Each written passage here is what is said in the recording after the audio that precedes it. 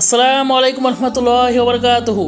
আজকে আমরা হযরত আলী রাদিয়াল্লাহু তাআলা আনহু-এর ইসলাম গ্রহণ সম্পর্কে আলোচনা করব। যখন রাসূলুল্লাহ সাল্লাল্লাহু আলাইহি ওয়াসাল্লাম প্রথম ঐশী বাণী প্রাপ্ত হন, তখন মাত্র 11 বছর বয়সে আলী রাদিয়াল্লাহু তাআলা আনহু অকুণ্ঠ বিশ্বাস সহকারে ইসলাম ধর্ম গ্রহণ করেন। তিনি ছিলেন ইসলাম গ্রহণকারী প্রথম পুরুষ। খাদিজা রাদিয়াল্লাহু তাআলা আনহা এরপর দ্বিতীয় ব্যক্তি যিনি ইসলামে দীক্ষিত হন।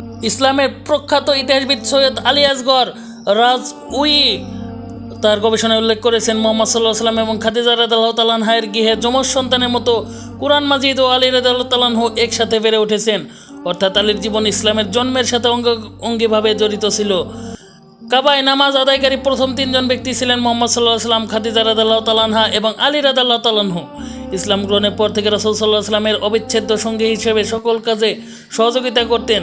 শিয়া মাযহাব অনুযায়ী তিনি কোনো প্রাক ইসলামিক মক্কায় ধর্মীয় রাজনীতিতে অংশগ্রহণ করেনি।